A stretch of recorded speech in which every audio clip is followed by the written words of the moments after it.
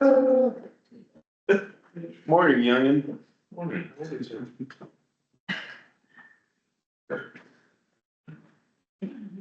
Well, hey, other than, right, that's my arms were probably expected all these to grace. Yeah, yeah. It sucks.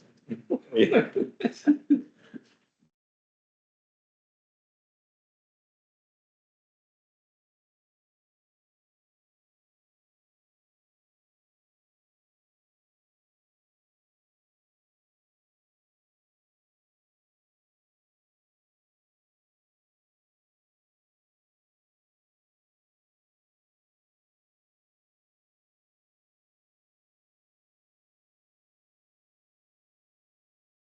All right, good morning, everyone. Call to order the July 1st meeting of the Madison County Board of Commissioners. My name is Chris Wallace, and everybody would please introduce themselves. Tony Sneakers. Brennan Shea. Ralph Simon. David Kell. Nick Atkins, prosecutor.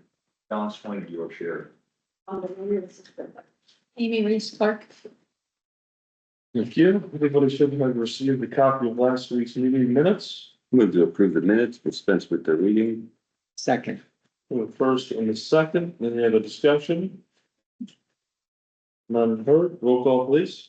Mr. Shea, Yes. Dr. Sneakus, Yes. Mr. Wallace. Yes.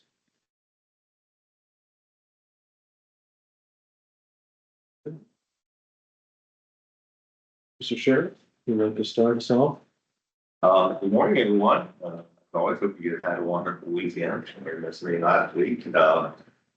I just finished up the conference and got back. It's always interesting to see what a sheriff's office with $1 billion budget has in their arsenal. A little bit different. Yeah. I don't really have any items of business for your board this morning. We did finish up the junior deputy academy last week. That went got really awesome feedback from the community. It's loved it. It's a good program we bring to the community. And I can't imagine how many fires we have going up. We're gonna put that on again next year. But Deputy Roberta Roberts and all the staff and different agencies did a wonderful job of that youth bringing them there. Hopefully it opens up their eyes for career in law enforcement. That's their thought. We were able to get 3 of the new patrol vehicles radioed, striped, and issued, so we can utilize that equipment now and give our staff some reliable, more reliable equipment out on the road. I'm sure there's 5 things I'm forgetting, and I'm trying to regroup and sit back in the office, but that's all I really have of your honorable board this morning. Gentlemen, have any questions? No, sir. Thank you. The chief deputy and I have provided food. We're going to cook out for our staff today at the annex. So feel free to stop by, have a hamburger after the meeting. If you like, I'll be manning the grill and making hamburgers and hot dogs. Fantastic. Thank you, sir. Appreciate it. Mr. Atkins? No business this morning. Okay, very good. Moving down the line. David, I'm disappointed. No. There is just one item, and, you know, I think it's appropriate in the forest here as well as the council trustee, the 4229. You know, there's been, again, picked up interest at that, at the corner there, the green property. We have one interested party that actually officially, as of yesterday, submitted a kind of a project overview for what they're looking to do. It's going to be a manufacturer, decent investment, decent job creation proposed. So we're going to take that in and kind of review it as a project, and if they are considering different things like the payments, have strong discussions, obviously, with the township. As they are partners with us through some agreements we passed earlier in the year. Did notify Brian and Rob as well about these proposals. Just one definite and the kind of conceptual site plan for the remainder of the property. for other users. So we'll see how it all shakes out, and there's probably gonna need to be some improvements there from a transportation perspective as well. So, again, just received, the information yesterday officially, so we'll dialogue with everybody and keep you guys informed and go from there. So I have at this time. Very good. Appreciate it. Brian? Morning, gentlemen. Morning, sir. Two things. Thing one, received a call from Tony Trowski up in District 6 last week. I shared this with Rob and David already. They have just, ODOT has decided not to pursue the road diet option for US 40. They are going to pursue keeping it in its current full-length configuration. Their section improvements at 3856. And they are going to focus right now on a rehabilitation option. Good. So, very good. Thank you for your efforts on that. Thank you. Sheriff was a big part of our meeting there a couple of weeks ago. What Tony communicated to me that was what we shared was very helpful and brought a lot of things to light that they were not considering. So I think that's positive news.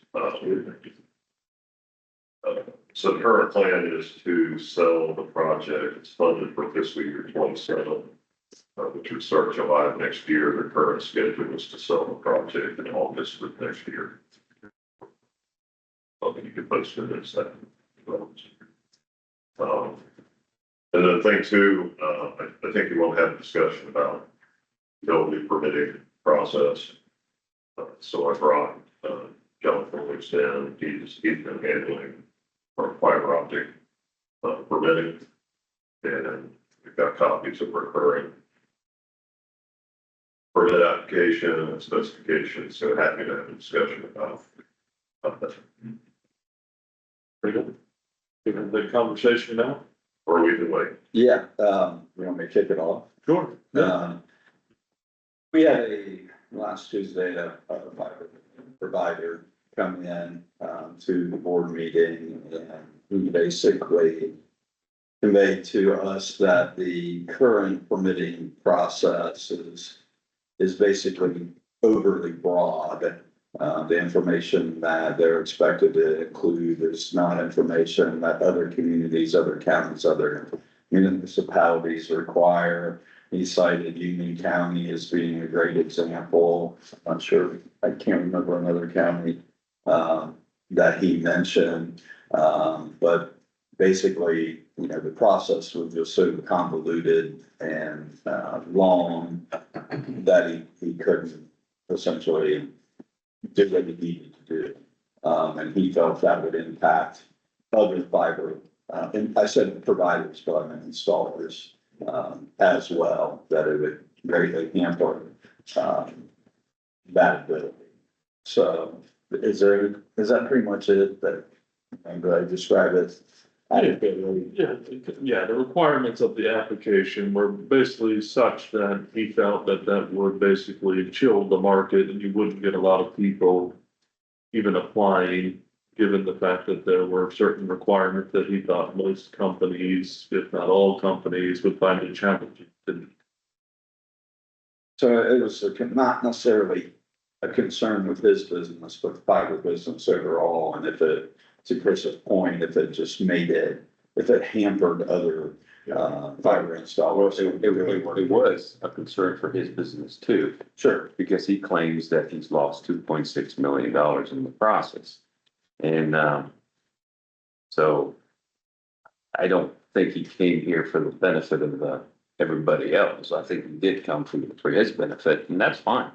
So I guess since we have some time, is there any way you guys can maybe go through the process of, I make a phone call, what's the deal here? How cumbersome is it? And for the record, we didn't come up with our requirements from scratch. We looked at some counties that are in a region that are seeing active fiber optic installations. And we've used their requirements as templates. And tailored them to fit our needs. That we're managing work in a public asset.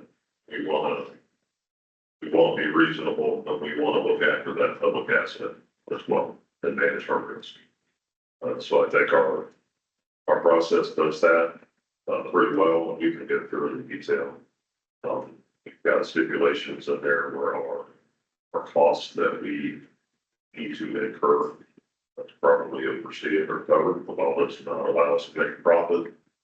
You know, that is not the intention in there.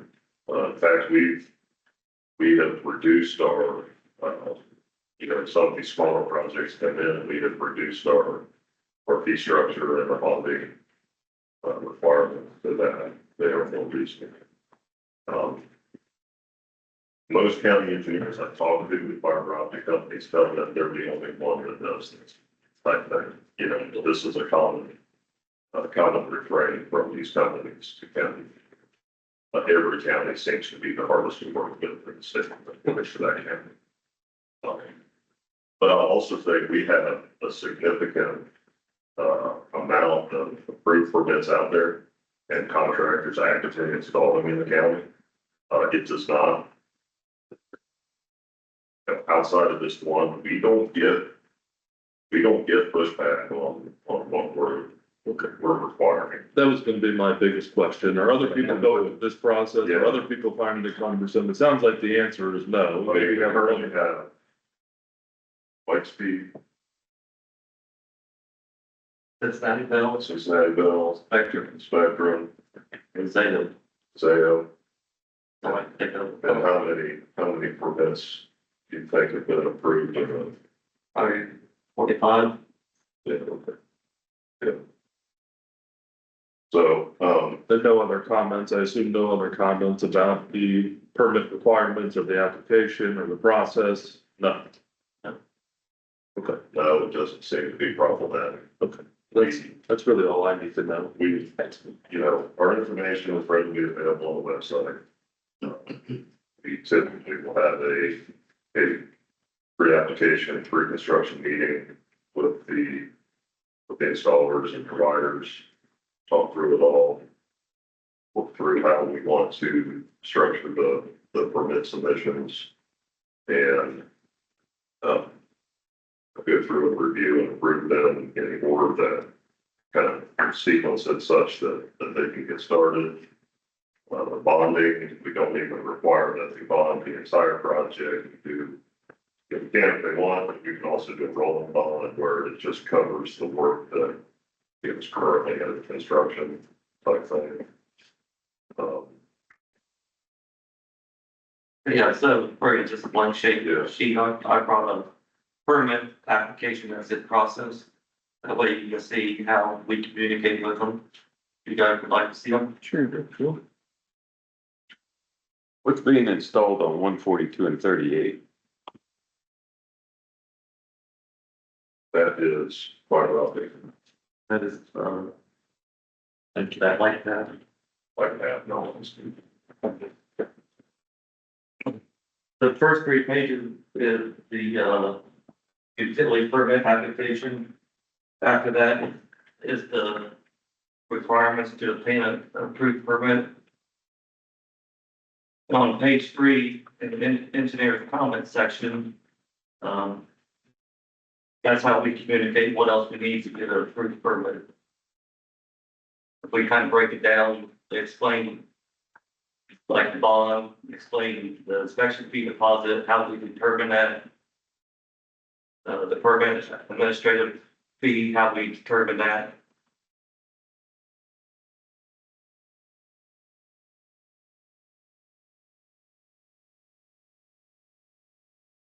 I think this particular gentleman, kind of concerned with the bond and why he had to bond versus using his insurance for liability and damages and such. So they fill this out right there, They filled that. and that's it? That's online. This is it? This is it, this is the cumbersome part right here, okay. Well, I think he had concerns about getting a bond. So, So the bond is to protect the county. no, you gotta have it. Any of the current infrastructure that been damaged during installation, if he doesn't come back and fix it, then we go towards the bond and fix it ourselves. Yeah, The bond is gonna be, much easier for us to utilize for this, than the insurance. That's all we got. I did, And again, the other, the other applicants, the bond has not been raised as much. so they fill out a page and a half piece of paper, submit it to you, that's the plans. right? And the plans, which they would anyway, right? They would anyway. And then you communicate with this, so they fulfill their thing. This is it, right? So you could fill that out, Yeah, we 10 actually, minutes. we use the Grand County engineers, process with our template. And we did from there, we didn't want to just create something from nothing. Right, We wanted to develop the process that utilized in the county with good success. And, typically work with similar or even the same providers and installers. I don't know if you know this, but like, when they bond, they don't pay 75,000. What do they pay? Is it a percentage of the 75,000? Yeah, I checked on it last year, it's like, for a $10,000 bond, I'm going off memory, but it's around $400. Okay, and so that would be like, so about $3,000, let's say, for a $75,000 bond. And then, do they get that money back if there's no, okay, that stays with the bond company, okay. Makes sense, I'm just asking. And a bond is pretty typical. Yeah, but if it's a Sewer, water, the whole thing. if it's a $6 million job, let's say, as we're looking, what would the bond still be 75,000? I'd have to look at I think we got $100,000 cap on the bond.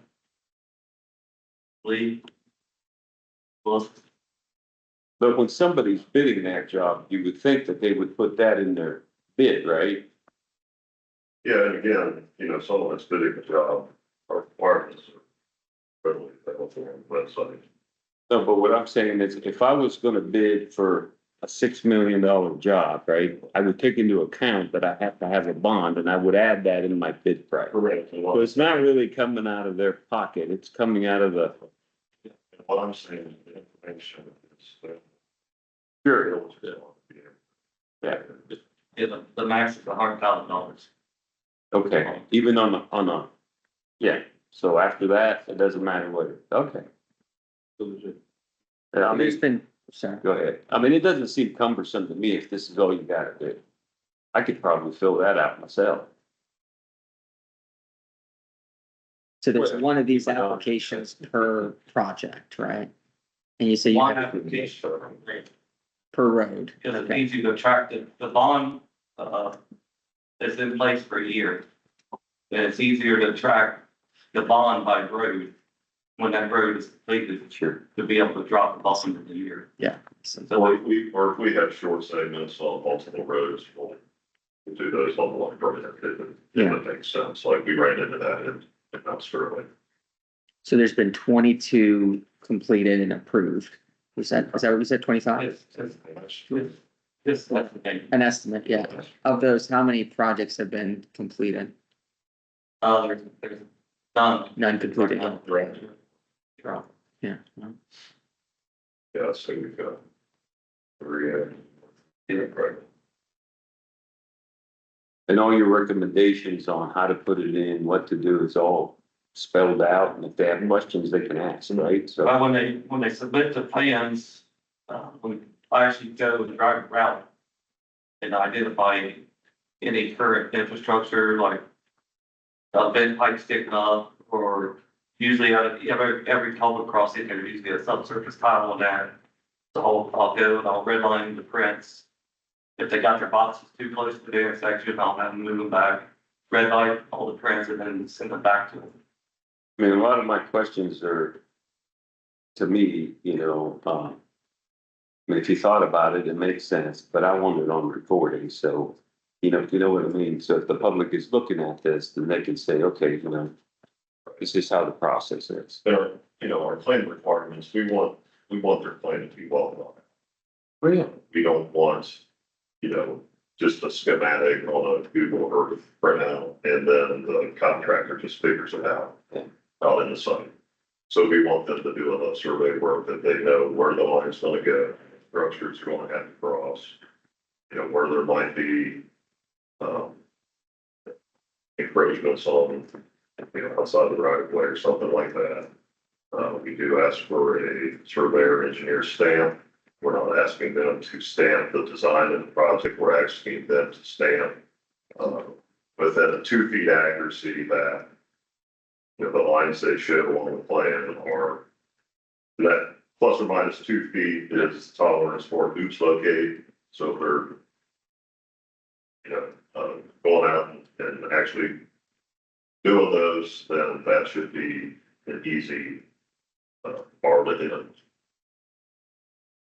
Going back to the bond.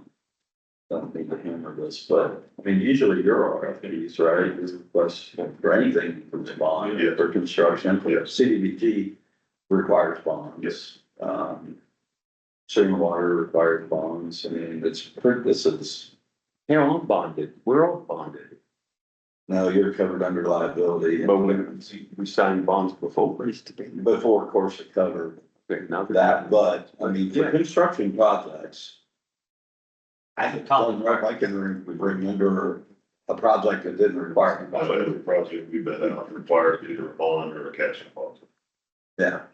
Okay, So with that said, I believe that gentleman representing that company will be here at 9:30, is that what it was, 9:45, so whether or not you want to stick around.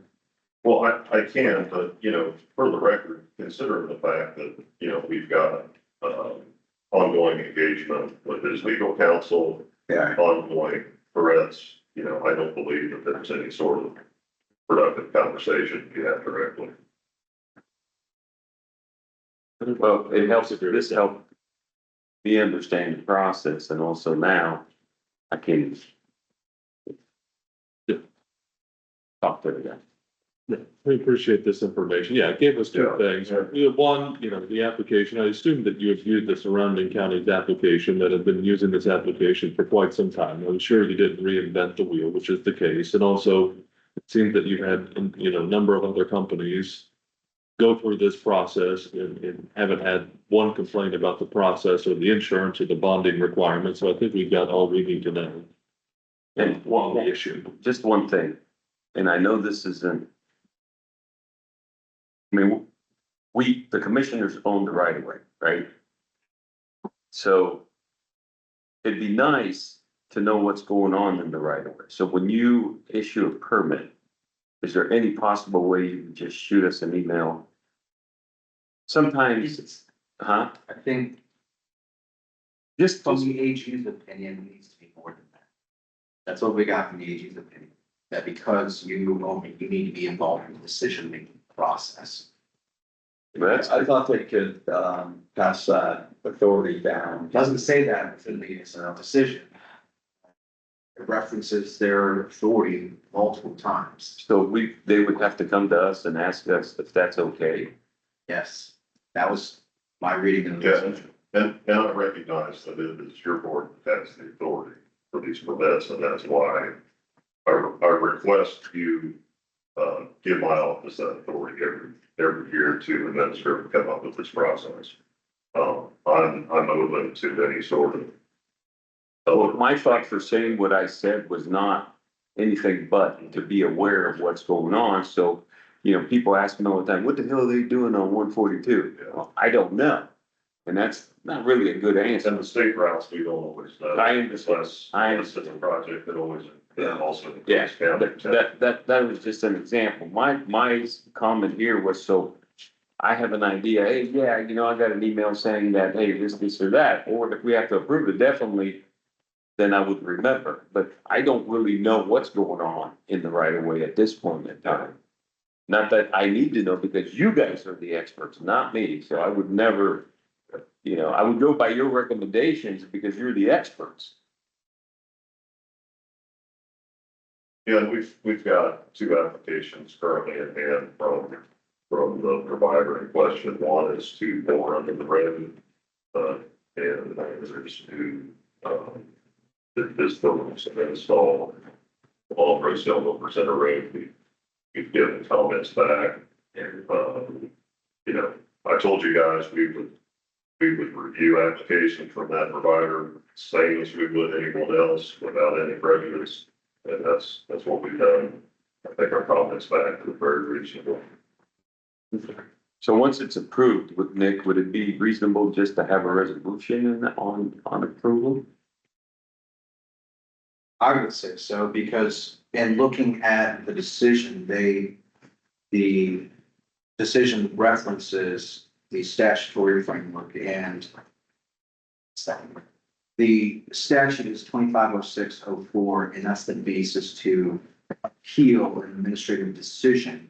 And that's where it gets into whether it's arbitrary or capricious, but there's not a decision to appeal if it doesn't come before you.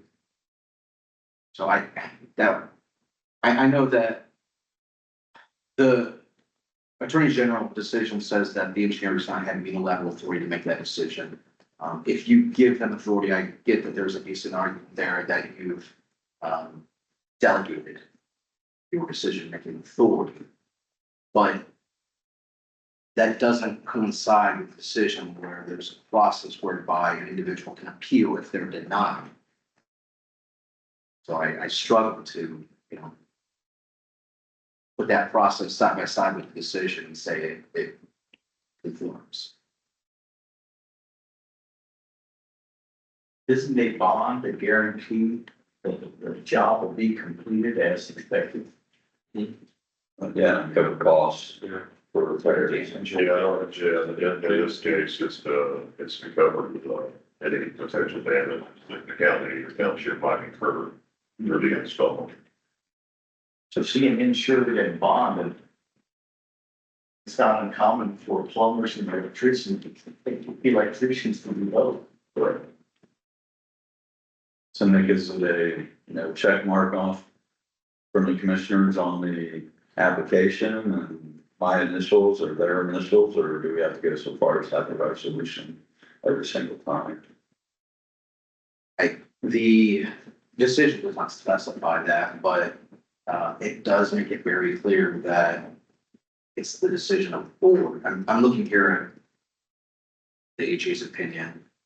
It says, this is in section 2, although the county engineer plays an essential role in the construction and maintenance of roadways, there is no statutory authority for a county engineer to unilaterally permit broadband installations by a private broadband provider. So the question is, unilaterally, is it sufficient not just to have your authority? And there's an argument there, but again, I go back to, it doesn't coincide with that appellate process where an individual, if they were denied the application, will be able to appeal, because there is no decision from your board. Why don't we look and see what other counties do, you know, see what a Union County or Green County does. Yeah, let's look into what they do, maybe. And it might be a situation where it's just, you know, all applications that have come in that week come before you on Tuesday and give the thumbs up to the recommendation of the engineer. Might be simple side. Yeah. Well, that's what I thought. I mean, it doesn't have to be, Yeah, Yeah. here. well, no, I'm not gonna question what he knows how to do. Right. Let him know anything. Believe me, if someone else wanted to administer this process, I'm going to do that conversation. You know, it's, I'm not sure. it takes considerable bandwidth of us. And, you know, when I drafted those questions, I should have drafted that first question, do the commissioners have the authority to permit private broadband? Because I wasn't questioning that. Question wasn't, is it the commissioners or the engineer? the question is, how does the county have authority to permit a private broadband installation in a public right of way? That was the gist of the question. I agree with you, Brian, they wrote the grant with that. I know, and that was not the intent of my question. But, you know, if you came in and you said this was bad because this didn't meet everything, I wouldn't approve it. Right. Um, The only reason I'm bringing it up is because I think it actually strengthens the decision of the engineer. Yeah, no, that's because you're right. approving and getting it. Yes. So, what if that's. Yes, yes. Okay. Very good. I think that's enough for now. Appreciate it. Yes, thank you.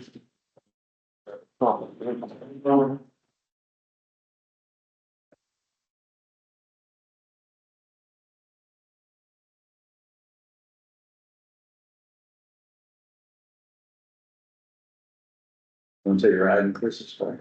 No. Mine needs a transmission. Yeah.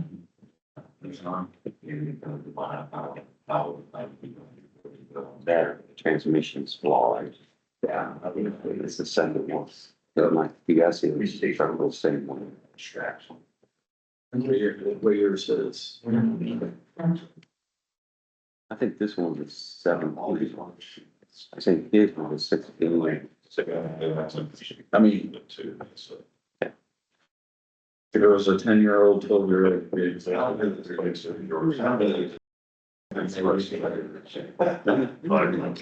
I guess it's 7. So, drivetrain warranty is like 50 or 66. Oh, yeah. Fix it. Cheaper than buying a new one. Cheaper than buying a new one. I just had 45 drives. We still can't buy a few months. I still won't buy a new one. There's nothing wrong with it. Right. Agent runs very well.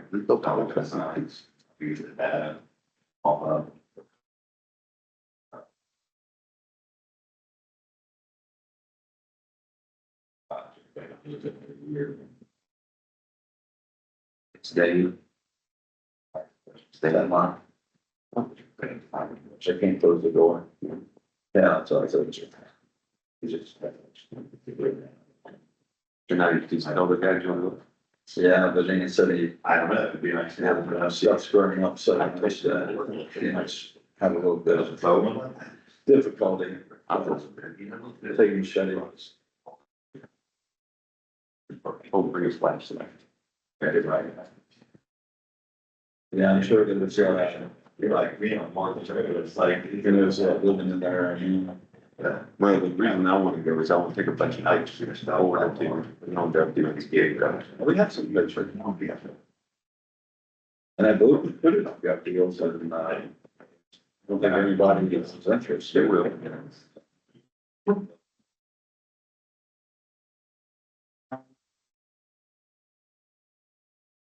Did we get an indication from Tammy when the transfer will get ready? No, I emailed her and Does she know about our timing issue? I'll let her know today. Yeah, yes, I would call her today and be like, we need that now. Yeah. It's not, Yeah. Why don't we work it out? Yeah. 10 days, but to request a transcript within 10 days is expedited.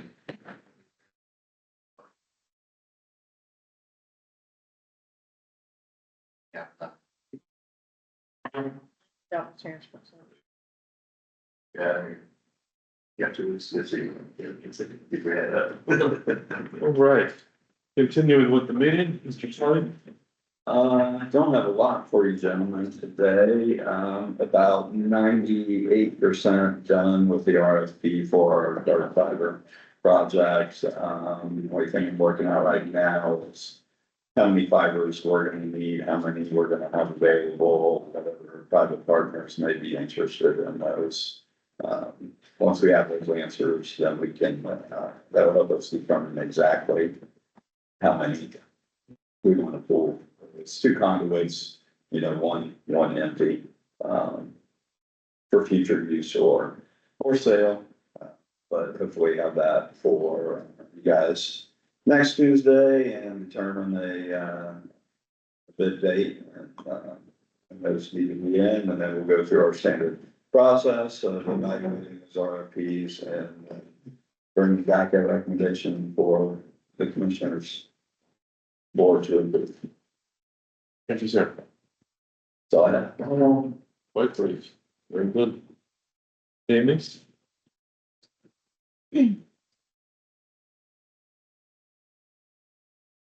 A resolution approving the payment of invoices for the Madison County Auditor. So moved. Second. One first and a second, any other discussion? None heard, roll call please. Mr. Shea, Yes. Dr. Sneakus? Yes. Mr. Wallace? Yes. A resolution approving the 2024 Targeted Opportunity CDBG grant agreement with the Ohio Department of Development. So moved. Second. One first and a second, any other discussion? None heard, roll call please. Mr. Shea, Yes. Dr. Sneakus? Yes. Mr. Wallace? Yes. A resolution approving the preliminary legislation for the replacement of the bridge on Spring Valley Road over a tributary of Deer Creek in Madison County. So moved. Second. One first and a second, any other discussion? None heard, roll call please. Mr. Shea, Yes. Dr. Sneakus? Yes. Mr. Wallace? Yes. A resolution approving the preliminary legislation for the installation and replacement of raised pavement markers on various county roads in Madison County. So moved. Second. One first and a second, any other discussion? None heard, roll call please. Mr. Shea, Yes. Dr. Sneakus? Yes. Mr. Wallace? Yes. A resolution approving the preliminary legislation for guardrail upgrades on various county roads in Madison County. So moved. Second. One first and a second, any other discussion? None heard, roll call please. Mr. Shea, Yes. Dr. Sneakus? Yes. Mr. Wallace? Yes. A resolution approving a transfer of funds to reimburse the Madison County Department of Family and Children for department costs for overhead and fiscal accountability services. So moved. Second. One first and a second, any other discussion? None heard, roll call please. Mr. Shea, Yes. Dr. Sneakus? Yes. Mr. Wallace? Yes. Thank you. Thank you. All right, running a little early for open session public comment, but we'll take any public comment at this time. Yes, thank you. This is the rec office, the president of Four Fires. Just want to let you know, we received the comments back, from the engineer in regards to the right of way permit. And I declined to accept those, mainly pertaining to, and I'll give you an example, is the professional engineer and the professional survey stamp. Going off of, this is at IIT, spent 30+ years in the industry as well, engineering. We can understand if we were building like downtown Columbus or around existing infrastructure out there, but the math is like this. If we do not have a PE on board, and for me to go out and get a professional engineering stamp or a professional survey stamp, it's roughly between $1,000 and $1,500 per page to have an outside firm stamp that. 90%, 95%, no guarantees that that professional engineer will allow our drawings, to them to stamp it, which my certificate, my professional liability company, insurance company would want written verification from his insurance company that him stamping it would protect and identify my company, which would throw red flags to his insurance company, which when you do the math, that's about $6.08 a foot. The engineer, I can build fiber cheaper than that. We're building rural broadband here. We're not building Eiffel Tower. We're building rural broadband for our constituents. This is going to kill any other providers coming into this area and want to build on the rural areas. I understand the reason, but I'm asking that the engineer be removed. He's already done this once to the company, illegally, and intentionally, and trying to extort and get money out of my company, which I refused to pay. And they need someone in this commissioners meeting to either listen to us as business owners in the county and understand the impact. So if you take, it is like, Attorney General, Dave Yost said, there's billions of dollars being spent. Everybody needs rural broadband, affordable rural broadband, and just like Governor Mike DeWine said. And when you take these types of costs and you throw them back onto a small business, I'm not a Time Warner, I'm not a Spectrum, I'm not a Frontier. I didn't get this government money. This is our own private money. It becomes, and you cannot build broadband that expensive, especially when it's gonna cost me $1,000 to $1,500 to cross the road on a PD stand. Then I gotta bill to the house, and then I have a problem with the $100 fee. That's no problem, I can pay that. But so what we're doing is, in the meantime, since Rosedale Bible College is going to sue my company here real quick if I don't have this network up and running. So what we're gonna do is, we're going on in Union County, right across where we have a vault. We're gonna shoot across to the east side of Rosedale Milford Center Road, where I have permission from all the landowners, once again, to build on private property. Coming down, which once again would increase huge amounts of damages to the county. We're talking between $500,000 and $700,000 just to come down there to be able to service this. And I don't know when the bleeding wants to stop, but I've got contracts, and just like Savion, the owner of the solar farm, Michelle, the network yesterday was bouncing. I called the commissioner's office and I asked, because I have I'm on probation right now. I have 30 days hanging over my head. If I go out and work in that public right away, I can be arrested. If I authorize people to work in that public right away, I can be arrested. I cannot, yes, So you're disputing the stamp from an engineer. yes, That's what you're disputing. yeah. But you knew that that was part of our rules to begin with. And we were told this morning already that there has been on the average of, I don't know, around 25 permits already given out this year, and no one else has disputed that. So are you asking us to make a special exception for you and not follow the rules that we already have established? So originally, when we split the permits, but over 2 years ago, that was not part of the process. I would have not taken on this contract with Shell and Savion and done this and spent millions of dollars on the network. So then, when the permits got revoked illegally,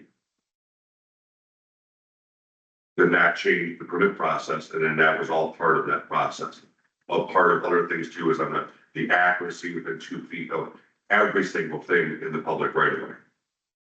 There was a lot of things there that just don't make sense. Now, I don't know who's been issuing those permits. I don't know who's been applying for those permits. They might have a professional engineer on staff. But when you're a smaller company, a smaller broadband company, and doing those types of things, again, it has to be fair to everybody. And when you look at the return on investment and the internal rate of return, it just isn't fair. So if you said that this rule was not in there at the time that you did the process, Correct.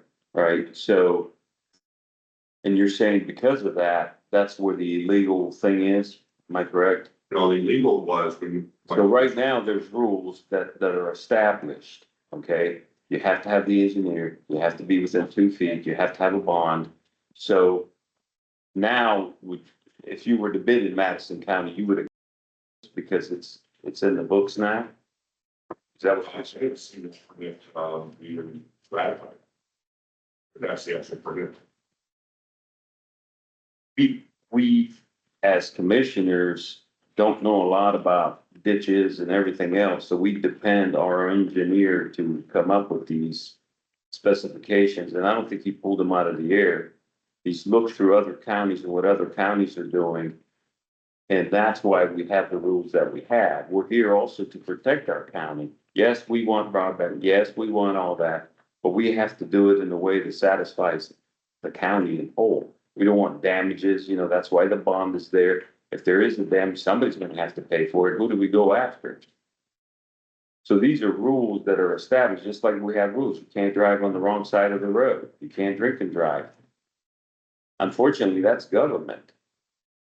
Now, I don't know what happened in the past. I have no idea.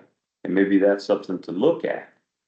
Presently, there are rules and we need to follow them, or why even make them? So an example is, and correct me if I'm wrong, anybody speak, but we've done thousands and thousands and thousands of permits in different jurisdictions. I understand all that, but we have to talk about this particular one. And I understand you said you're qualified, and I don't doubt any of that, you know, I've heard it. But still, we have to deal with what we got today. Can I ask Mr. Doom a question?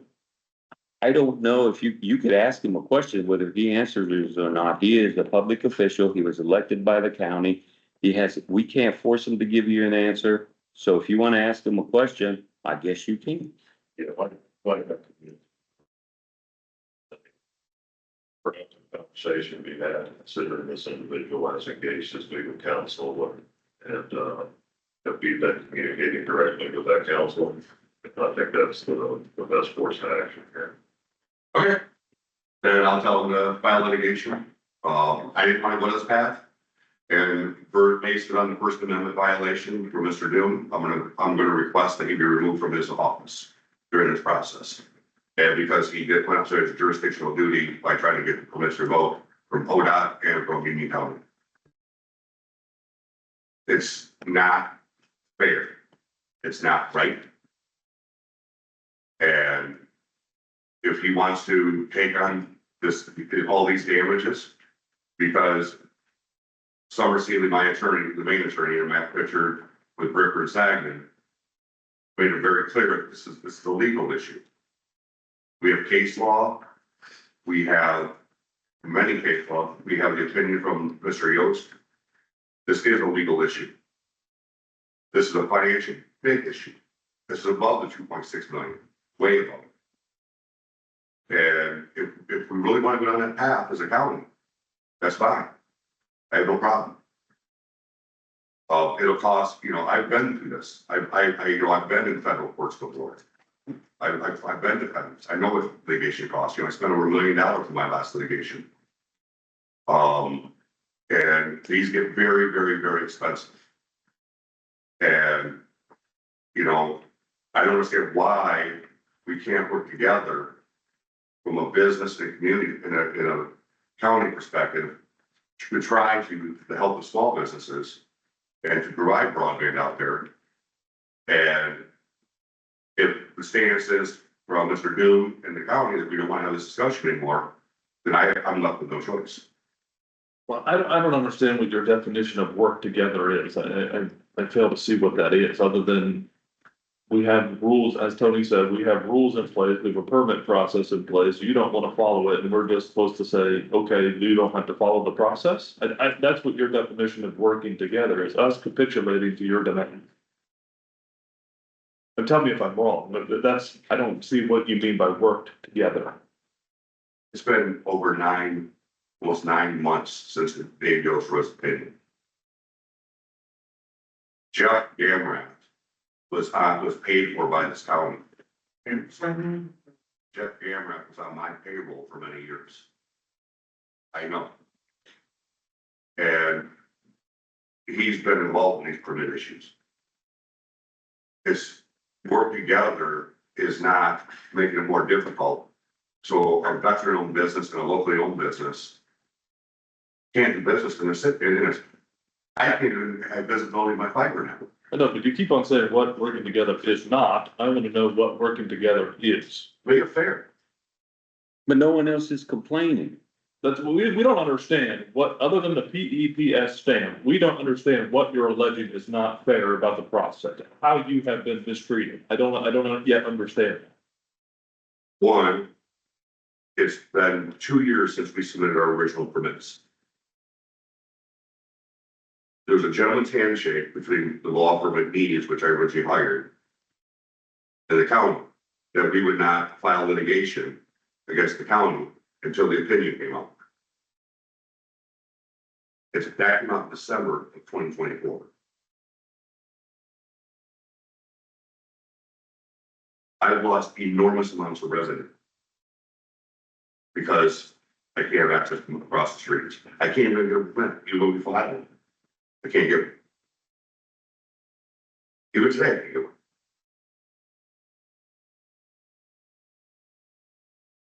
You know, I don't want to go through any litigation, period. But as an individual that has a company, you need to do what you need to do.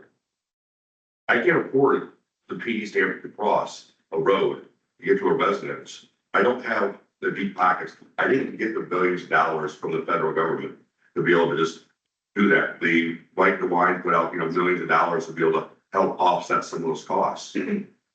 We didn't qualify from a financial perspective. But yet, those people can get reimbursed those funds, which we can't. Well, I would think that you would get reimbursed by, when you bid out a job, that those costs are part of the job. And you shouldn't have to pay them out of your pocket. That would be, for the people that wanted you to do the work, right? So if I know that's part of your expenses for a bid, right? So if there's gonna be $1,000 for a stamp, and, you need to, don't you incorporate that in your bid process? As part of your, you know what I'm saying? Absolutely, it would. Yeah. But I'm not bidding this. I own the fiber. Me personally, I own that fiber network in the ground, okay?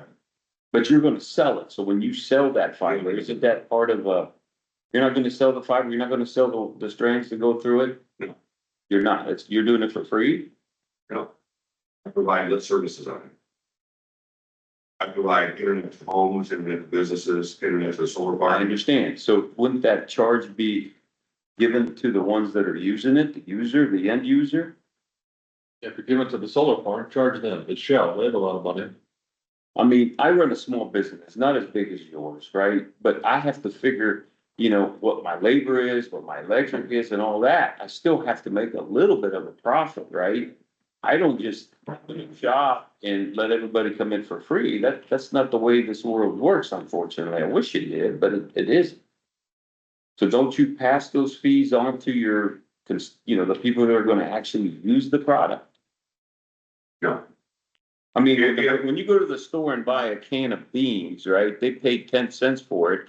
You're paying 45 cents for it because, they figure transportation costs, having the store and everything. To me, that's the way, capitalism works, right? Mhm. So I don't understand that $1,000. When you charge a fee, don't you include that part of it in there? So, I mean, if you get 1,000 people, that's $1 a head. Well, we have to pause for a moment. We do have a bid opening at 9:30 AM. We can pick up this conversation after that, but we do have that on the schedule for 9:30. So we're gonna move forward with the bid opening for supply and delivery of the concrete seams. Have the engineer's office come up front, if there's a light.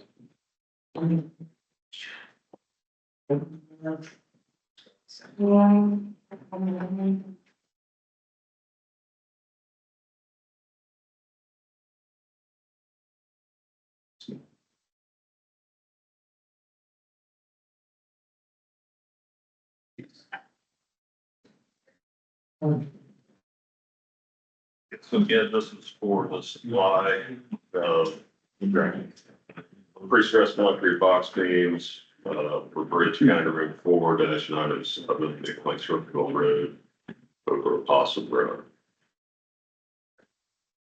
It's on Bid Express like we have been doing in the past. We've got two bids. The first bid is from Pre-Stress Services Industries of Ohio, LLC.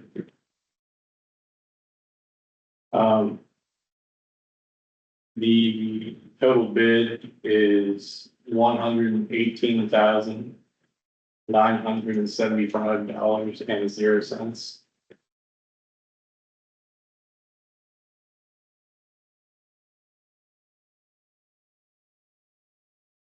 The second bid is from CXT Inc. For a total bid of one loads.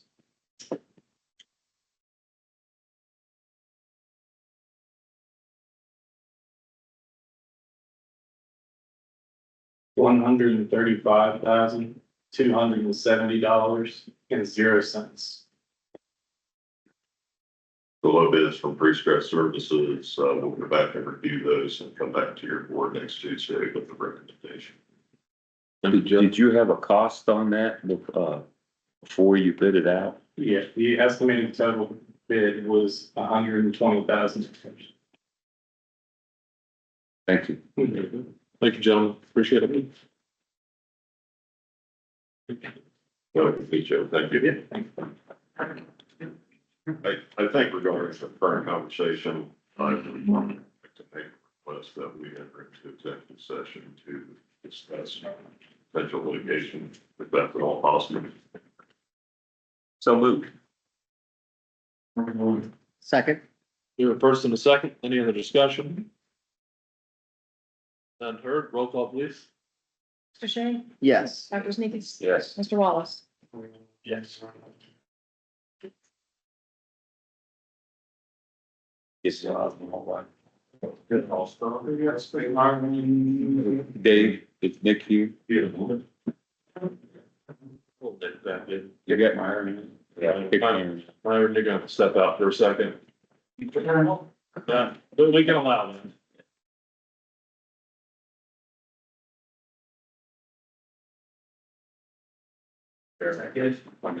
Yes.